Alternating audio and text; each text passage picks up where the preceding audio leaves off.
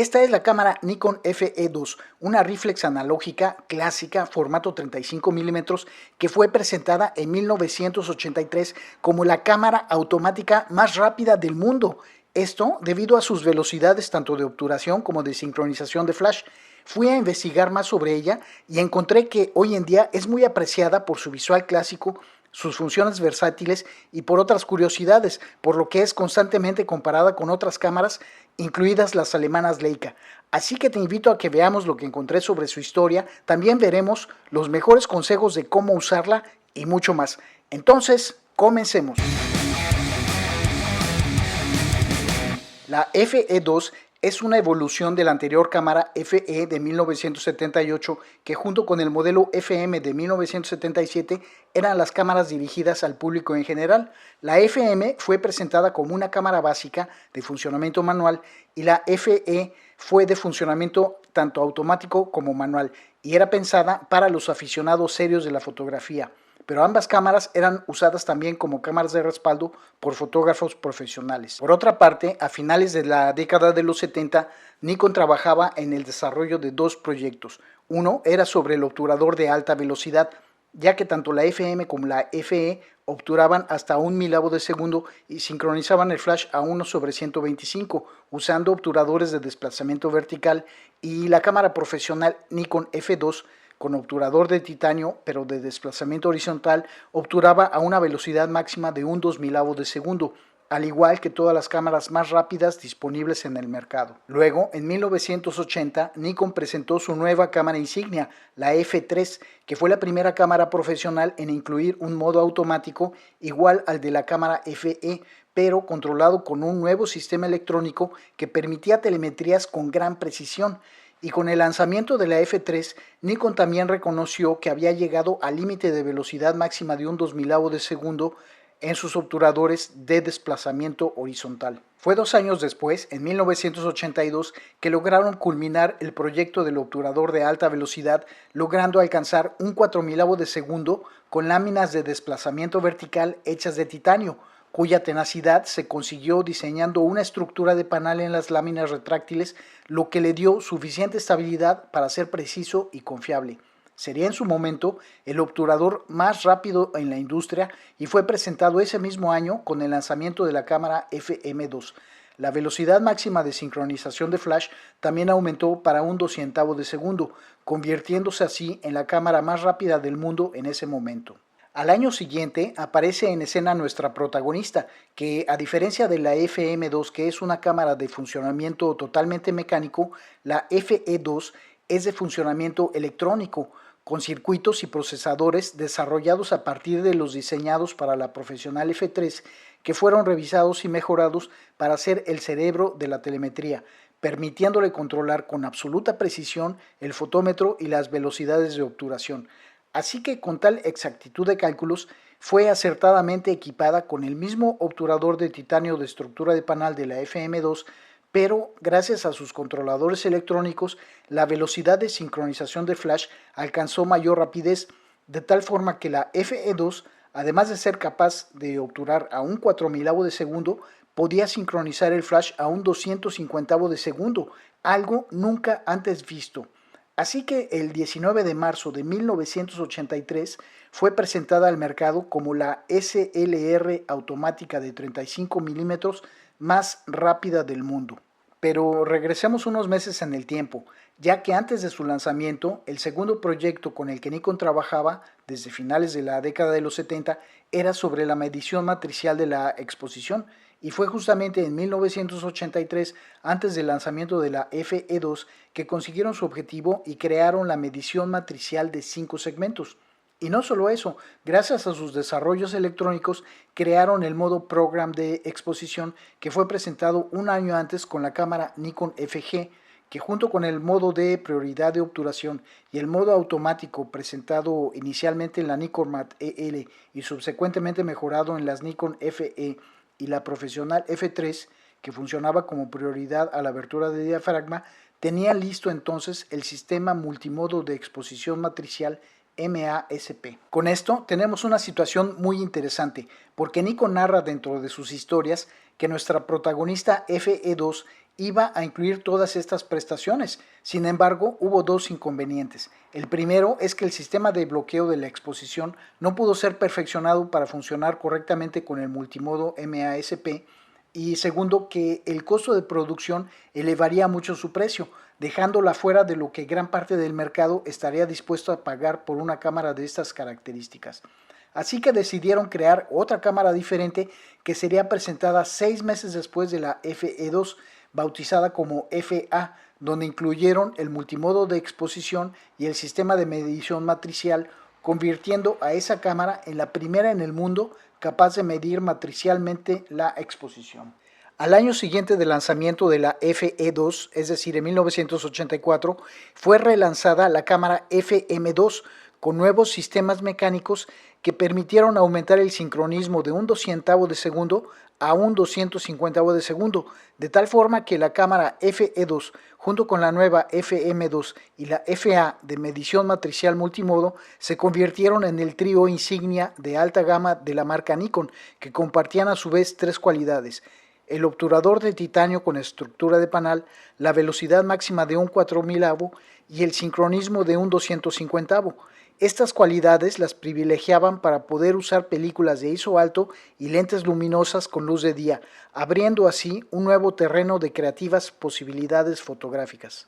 Esto les dio una marcada diferencia dentro del mercado, y dentro de este trío de alta gama, la FE2 tuvo un beneficio debido a su precio, que en 1985 eran los siguientes. De las tres, el cuerpo más barato era la FM2 de $364. Luego seguía la FE2, que costaba $446, y la más cara era la FA, que costaba $565. Entonces, cuando este menú de precios era presentado al consumidor, muchos eligieron ni lo más caro ni lo más barato, siendo entonces algo que benefició las ventas de nuestra protagonista dentro del mercado del consumo común. Como dato adicional, el mismo año, los cuerpos de las versiones profesionales de la F3 rondaban entre los $800 y $1,500. La evolución de la cámara FE hacia la FE2 trajo interesantes y contundentes innovaciones. Sin duda, el obturador de alta velocidad fue el destaque. Ahora se podía congelar el movimiento de cosas tan rápidas como, por ejemplo, una pelota de tenis viajando a 200 km por hora. También aumentar la velocidad a más de un 2000avo ayuda a disminuir distorsiones o desenfoques causados por movimientos al operar la cámara. Además de que, como la masa de las cortinas del obturador de titanio es 60% menor que la de los obturadores metálicos, las vibraciones se reducen considerablemente, ayudando a obtener fotos más nítidas aprovechando al máximo la resolución de los lentes. Pero el mayor beneficio de este obturador de titanio es la durabilidad, ya que la prensa especializada afirmaba que podía alcanzar 100,000 disparos, cuando en el mercado las cámaras de su tipo usaban obturadores que garantizaban apenas 50,000 y las profesionales de Nikon garantizaban 150,000 disparos. Esto convirtió a la FE2 en una cámara interesante para los fotógrafos profesionales. Y justamente para ellos, la FE2 fue atractiva por su sincronismo a 250, que vino a facilitar el uso del flash de relleno con luz de día. A esta sincronización se le unió el nuevo sistema de flash automático TTL, donde la luz es medida por el sensor que ahora está debajo del espejo y no junto al ocular del pentaprisma como era en la FE, y así recibe la luz reflejada directamente en la película, dando mayor precisión a las exposiciones con flash. Con este TTL y el sincronismo a 250 se inventó lo que Nikon denominó como Synchro Sunlight Photography, lo que se interpreta como fotografía con flash sincronizada bajo la luz solar, que consiste en poder usar aberturas de diafragma amplias mayores a f5.6 bajo la luz del sol usando flash y lograr así fotos de colores vibrantes y fondos desenfocados. Esto abrió una nueva ventana de creatividad que antes de la FE2 era imposible de generar. Y en fotografía nocturna se logró colocar en destaque al sujeto principal, disminuyendo o anulando la luz artificial del ambiente cuando se utilizaban velocidades de obturación o velocidades de sincronismo más bajas. Ninguna otra cámara en el mercado ofrecía tales posibilidades. El sistema de medición de la exposición a la luz fue bastante mejorado en la FE2 con respecto a su antecesora, usando la tecnología electrónica más moderna de la época. Así, fue creada una placa flexible de circuitos con microprocesadores que controlaban la medición de luz captada con el sensor debajo del espejo y su relación con los controles de velocidad, ISO, diafragma y compensación, y de esta forma es posible operarla en modo automático. Otra novedad en la FE2 es que el controlador de las velocidades de obturación utiliza un oscilador de cuarzo, que cuando la cámara se opera con las velocidades manuales, estas son extremadamente precisas. Nikon las calificaría como velocidades manuales impecables. Además, la velocidad mecánica de respaldo para disparar la cámara en caso de agotarse las pilas, que en la FE era de 1/20, ahora es de 1/250 de segundo. El sistema de movimiento del espejo es otro destaque, ya que a diferencia de la FE, ahora incluye un sistema de amortiguación que al subir evita rebotes e impide que entren eventuales fugas de luz a través del ocular hacia la película. Además, ahora tiene un nuevo sistema de engranajes que absorben las vibraciones del movimiento. A esto se suma un nuevo sistema soft release en el disparador que se activa con menos presión de dedo.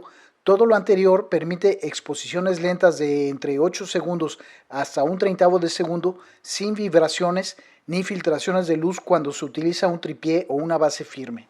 Igualmente, se crearon pantallas de enfoque más brillantes, por lo que la visión a través del ocular mejoró con respecto del anterior FE, sobre todo en situaciones de poca luz. El control de compensación de la exposición pasó de compensar de medios pasos en la FE a compensar en tercios aquí en la FE2.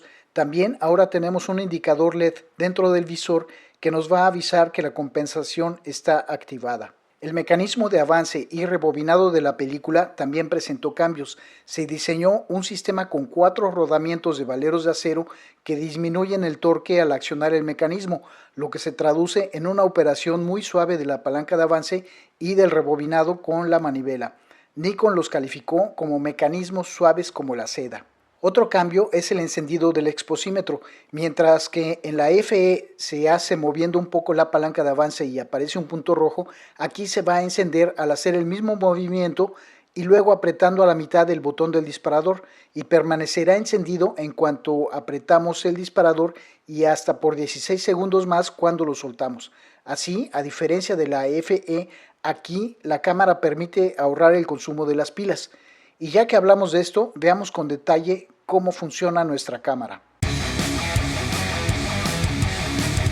Lo primero que debemos saber es que la FE2 necesita de energía para que sus circuitos electrónicos funcionen, por lo que si hemos encontrado una por ahí en casa abandonada y la hemos intentado usar, hemos visto primero que se ve bien a través del visor, accionamos la palanca de avance, disparamos y parece que se traba, el visor se queda totalmente oscuro, la palanca de avance ya no reacciona, el disparador tampoco, se va hasta el fondo y bueno, lo único que tenemos que hacer es colocar pilas nuevas y destrabarla. Entonces vamos a ver cómo hacer eso. La cámara funciona con 2 pilas tipo LR44 que van aquí en el portapilas. Vamos a colocar las pilas aquí en su lugar con una moneda pequeña. Ahí tenemos. Luego parece que nada ha sucedido porque aquí sigue trabado, pero entonces lo que vamos a hacer es seleccionar el modo M250, que es el modo manual en el cual vamos a poder disparar la cámara cuando se han acabado las pilas. Ahí va a disparar fijo a un 250 de segundo. Pero bueno, entonces la vamos a seleccionar para destrabarla. Entonces vamos a salir del automático presionando aquí el botón del centro y vamos a girar aquí hasta el M250. Cuando lo seleccionemos vamos a escuchar que se destraba.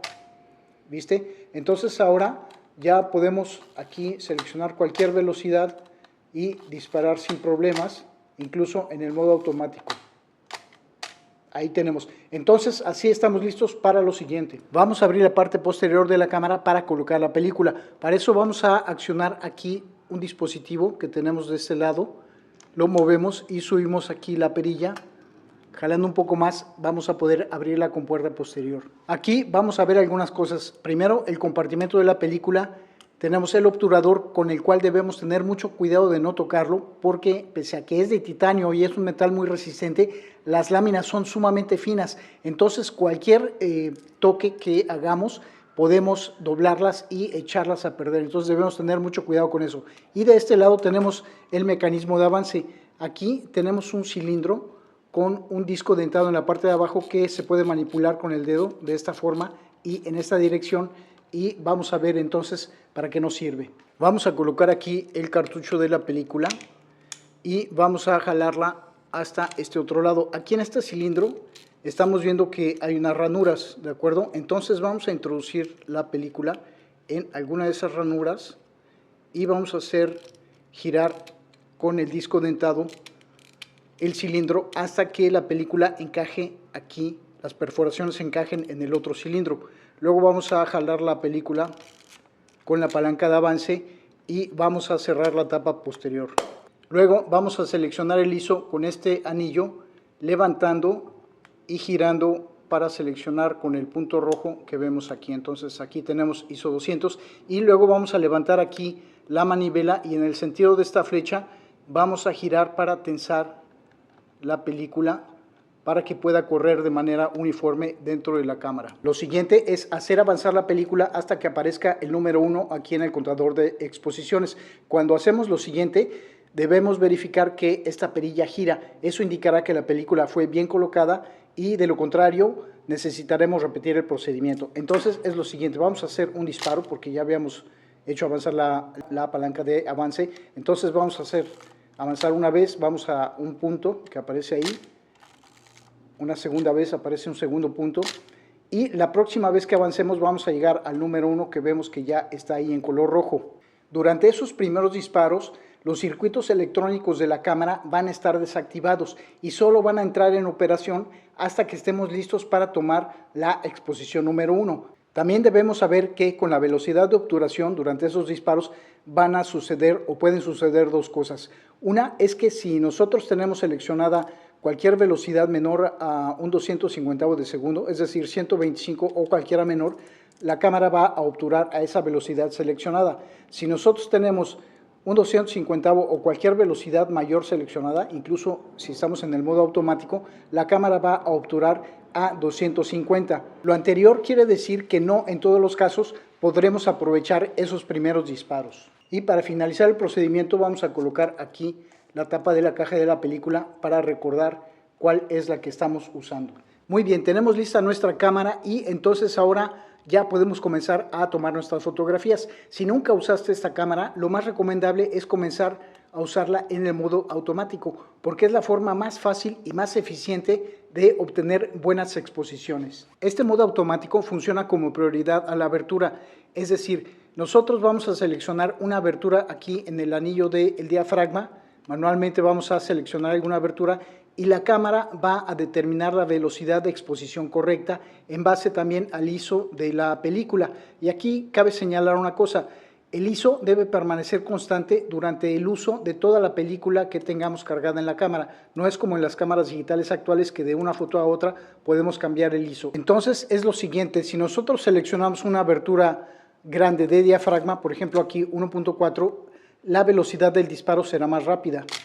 Si cerramos el diafragma, va a entrar menos luz y la velocidad será más lenta.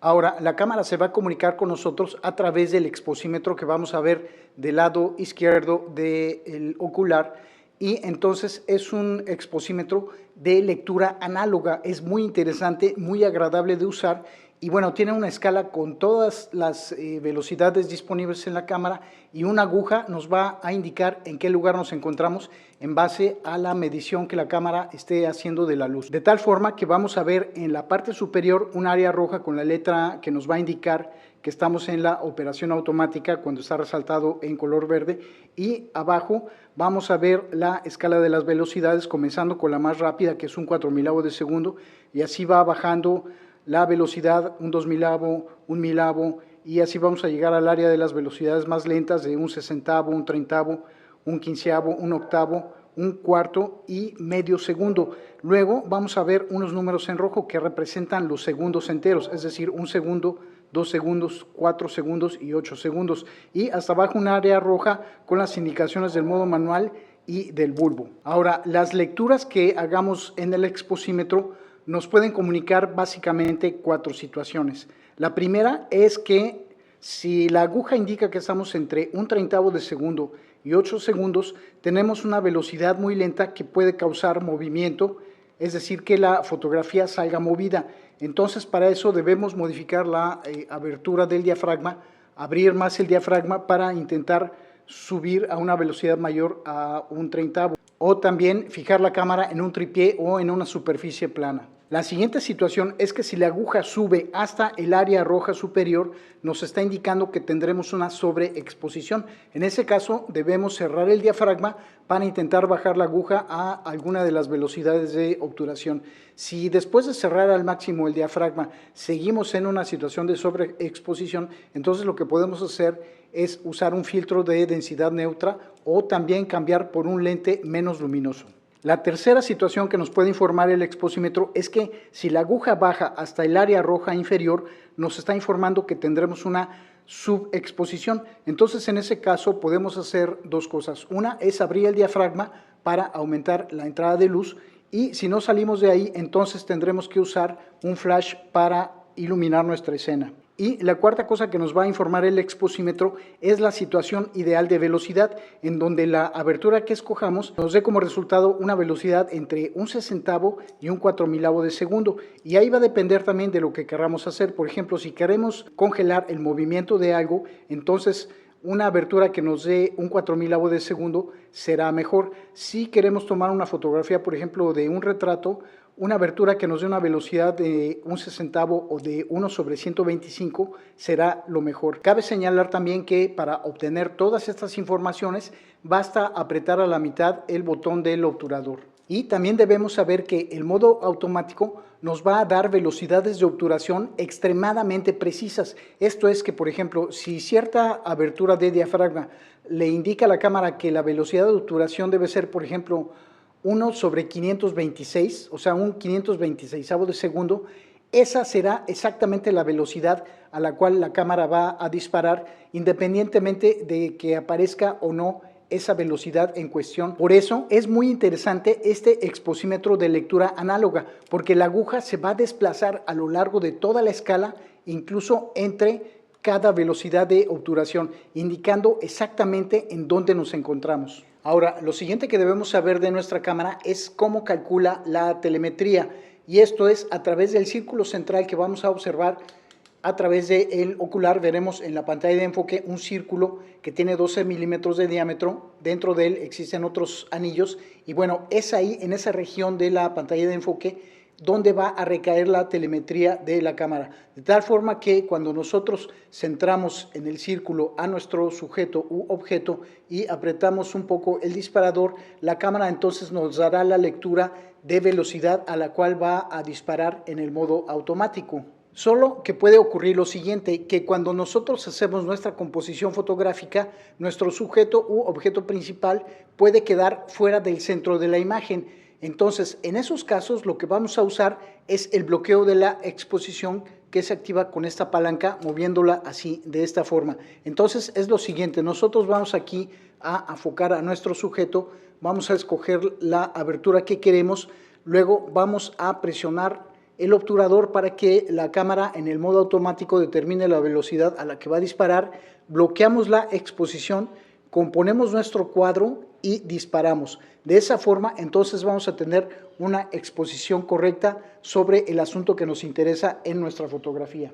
Otro recurso que tenemos para controlar la exposición cuando usamos la cámara en el modo automático es la compensación, que se va a controlar aquí con este botón y este dial girando de esta forma. Aquí podemos compensar hasta 2 pasos positivos o 2 pasos negativos en saltos de tercio, y esto lo podemos usar en las siguientes situaciones. Cuando nuestro sujeto por algún motivo está muy oscuro con respecto al fondo, o tenemos un fondo muy brillante con respecto a nuestro sujeto que se ve entonces oscuro, nosotros entonces vamos a compensar positivamente. Puede ser un paso o hasta 2 si la diferencia de luz es muy profunda.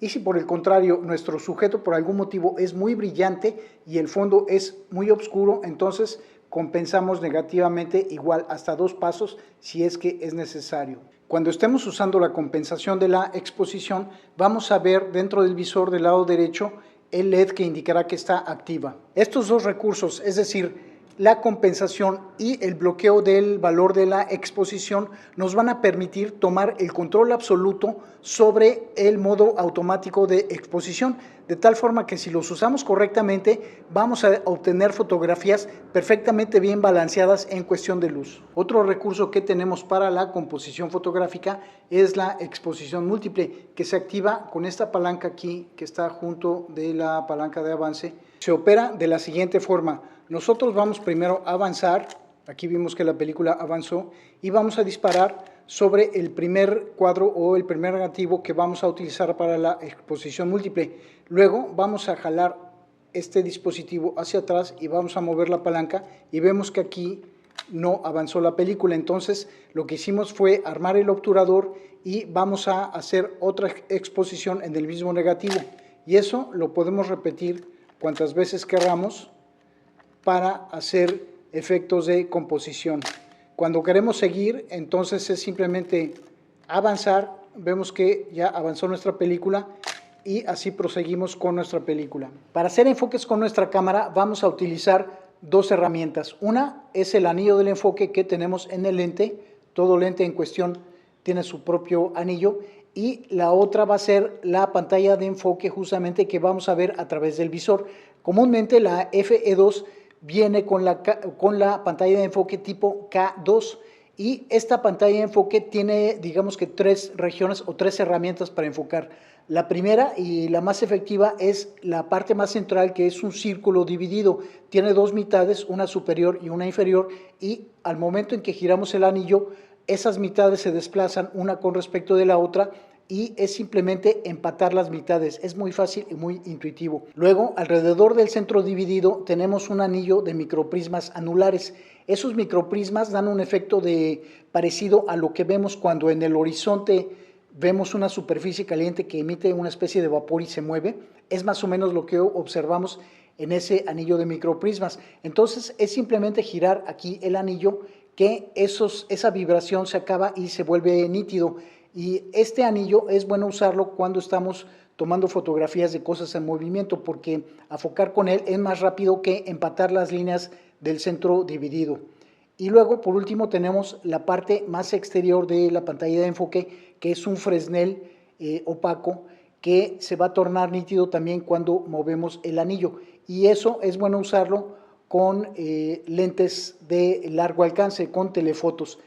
Va a funcionar mejor porque en esos lentes comúnmente las aberturas son más cerradas, y entonces la parte más central de microprismas y el centro dividido se vuelve oscuro y opaco. Entonces lo que vamos a tener para enfocar va a ser esa parte más exterior de la pantalla de enfoque. Otro recurso que tenemos en la cámara es la palanca de previsualización de la profundidad de campo. Es muy simple, es aquí esta palanca que se mueve y nos va a permitir previsualizar cómo quedará la profundidad de campo de acuerdo al diafragma que hayamos elegido. Y también de este lado tenemos el temporizador o el self timer, aquí con esta palanca, que es muy fácil de usar. Simplemente bajamos, hacemos avanzar la película y disparamos. Aquí, al momento que accionamos el disparador, el espejo va a subir, evitando vibraciones si es que vamos a tomar alguna fotografía con una velocidad lenta. Y otra característica que tiene es que es súper silencioso, más que cualquier temporizador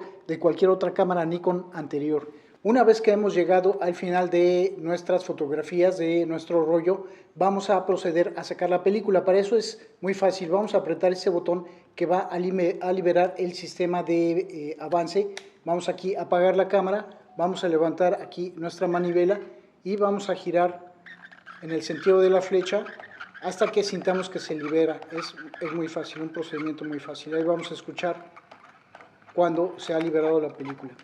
Ahí está. Entonces aquí abrimos nuevamente como habíamos visto, y entonces aquí tenemos nuestro cartucho ya listo para el revelado. Una vez que hemos sacado nuestro primer rollo en el modo automático, podemos animarnos a usar la cámara con las velocidades manuales. Es un procedimiento muy fácil y muy intuitivo. Primero entonces lo que tenemos que hacer es salir del automático, como habíamos dicho, apretando el botón central, y ahí entonces vamos a poder desplazarnos a través de las velocidades. Aquí va a suceder lo siguiente: la aguja verde que estaba indicando que estábamos en el automático, ahora se va a desplazar a través de las velocidades conforme nosotros movemos aquí el dial de las mismas. Y entonces vamos a tener la aguja negra que va a moverse cuando nosotros modificamos la abertura del diafragma, de tal forma que la exposición correcta será cuando la aguja negra y la aguja verde se empatan. Es muy simple, muy fácil de usar. Si en el exposímetro la aguja negra va hacia abajo de la aguja verde, tendremos una subexposición, y si va arriba de la aguja verde tenemos una sobreexposición. Entonces es simplemente eso, cuidar que las dos agujas estén empatadas. Ahora bien, si nosotros queremos de manera voluntaria generar una exposición sobreexpuesta o subexpuesta, con esta cámara lo vamos a poder hacer muy bien por el hecho de tener nuestro exposímetro de lectura analógica, porque él nos va a indicar exactamente en dónde estamos, es decir, las agujas nos van a decir si hay poca o mucha diferencia entre la exposición correcta y la variación. Entonces, echar mano de ese recurso con esta cámara es buenísimo, nos va a permitir hacer cosas súper interesantes. Para quitar el lente es muy simple, solo hay que apretar aquí el botón de release y girar el lente en sentido horario, y ahí tenemos. Y para colocarlos, este lente y todos los Nikkor tienen un punto negro, una marca que se va a alinear con la marca negra aquí en el cuerpo del lente, o marca blanca si el cuerpo es negro. Es simplemente colocarlo y girar, y en el clic está colocado correctamente. Quitando el lente también vamos a tener acceso a la pantalla de enfoque, que la podemos ver ahí. Vemos el círculo central, ese punto más oscuro, y se quita presionando aquí. Este dispositivo va a bajar un marco, un soporte donde está colocada, y tiene una pequeña ceja que con unas pinzas la vamos a poder agarrar y sacarla.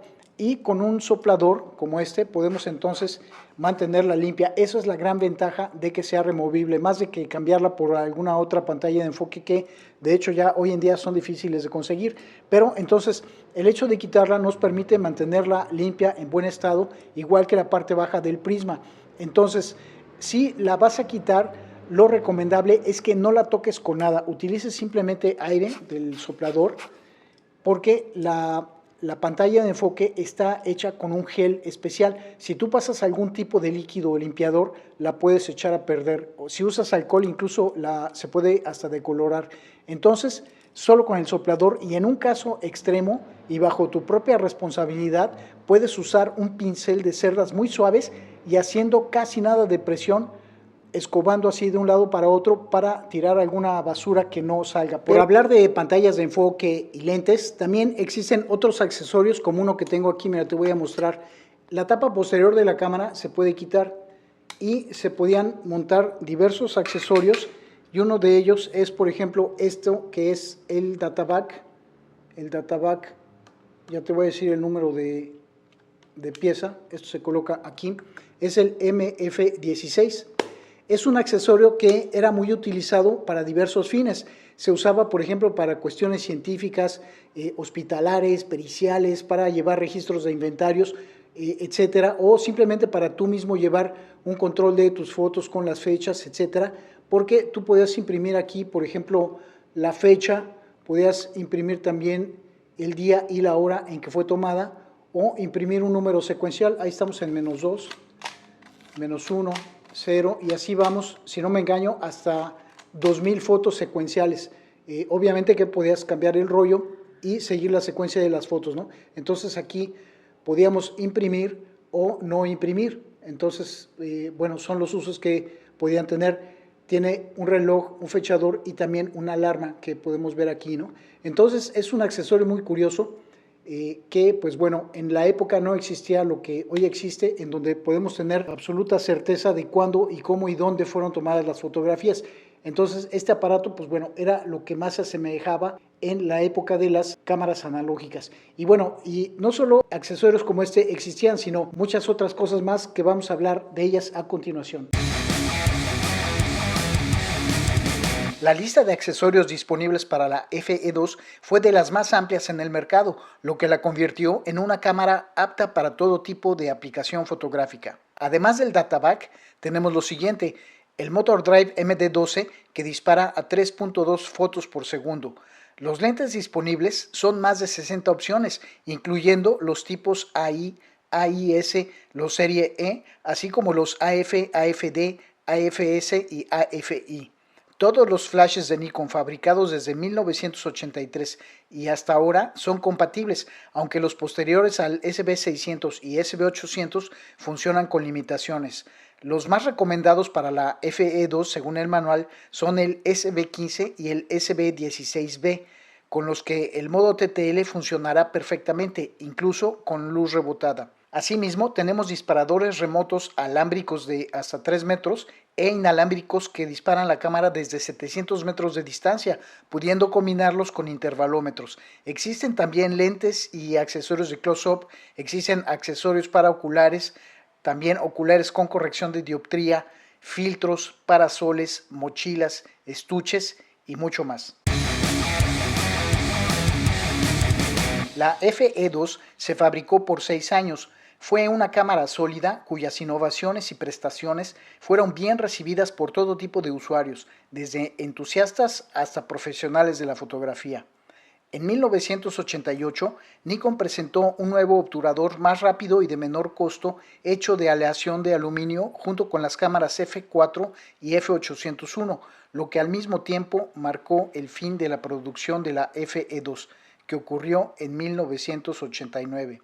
Justamente esa cámara, la F801 o también N8008 en América del Norte, fue la que vendría a ocupar el espacio dejado por la FE2 y sería la bandera insignia de una nueva generación de cámaras computarizadas y de visual totalmente renovado en una época donde el autoenfoque se tornaba en la función prioritaria ofrecida a los consumidores. En los años siguientes, la excelente construcción metálica de la FE2 sobre su chasis de aleación de cobre, silicio y aluminio tremendamente resistente y junto con sus circuitos electrónicos de alta calidad la convirtieron en una cámara que después de más de 40 años, muchos de sus ejemplares siguen por ahí bien conservadas y funcionando con exactitud, siendo muy apreciada principalmente por su mítico obturador de titanio de alta velocidad con diseño de panal.